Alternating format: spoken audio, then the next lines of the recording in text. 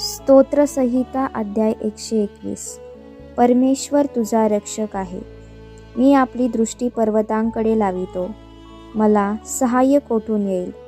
आकाशाचा व पृथ्वीचा निर्माण करता जो परमेश्वर, त्याच्यापासून मला सहाय्य येते. तो तुझा पाय कदापि ढळू देत नाही. तुझ्या रक्षकाला झोप लागत नाही.